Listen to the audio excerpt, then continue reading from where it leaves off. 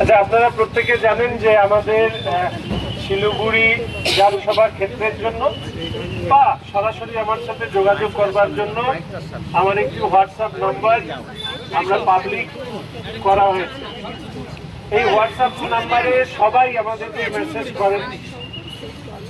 আমার ধারণা 8918465848 কোন নাম্বারটা, তাই তো এই নাম্বারে আমি একটা অভিযোগ পেলাম যে কোর্ট পরে নাকি কেউ বা কারা টোটো চালকদের কাছ থেকে পয়সা তোলে।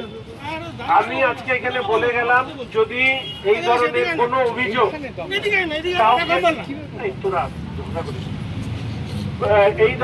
কোনো অভিযোগ যদি কেউ আমার কাছে করেন, তাহলে ভবিষ্যতে আমি পুলিশকে বলতে বাধ্য হব যে এখানে আর কোনো স্ট্যান্ডই থাকবে না। ফলে আমি বলছি, কেউ তোলা দেবে না, কেউ তোলা তুলবে না। ভাবে সবসময় মনে করি যে অর্থনৈতিকভাবে পিছিয়ে পড়া মানুষের আমি বন্ধু, তাদের জন্য আমি রাজনীতি করি।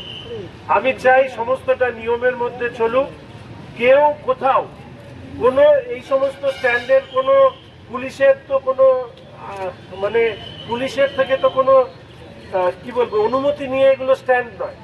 ফলে এরকম যদি আমার কাছে এই ধরনের অভিযোগ আসে, তাহলে আমাকে বাধ্য হতে হবে পদক্ষেপ নেওয়ার জন্য। আমি ইতিমধ্যে শিলিগুড়ি পুলিশ কমিশনারের ট্রাফিকের সহযোগিতা চেয়েছি। তারা আপনাদের সাথে বারংবার মিটিং করেছেন।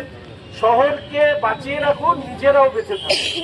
এমন কাজ করবেন না যে কাজে শহরের অসুবিধে হয়। তোলাবাজরা নতুন করে আবার মাথে তুলে দাঁড়াক, আমি এটা চাই না। আমি আগেই বলেছি যে এক ব্যক্তির একাধিক টোটো রাখতে দেওয়া হবে না। সেই সমস্ত কাজ আমরা করছি, ধাপে ধাপে আমরা সেগুলো ইমপ্লিমেন্ট করব। এবং আরেকবার আমি অনুরোধ করছি, আমি পূর্ণিমা ম্যামকে অনুরোধ করব, আমি সুবীরবাবুকে অনুরোধ করব যে আপনারা এই বিষয়ের উপরে খেয়াল রাখবেন। কোনো টোটো চালকের কাছ থেকে কেউ চালানা পয়সা তুলতে পারবে না। কেননা আমরা কোনো ধরনের ইউনিয়ন বা সিন্ডিকেট এখানে কাউকে করার কোনো অনুমতি আমার দল বা আমার সরকার দেয়নি।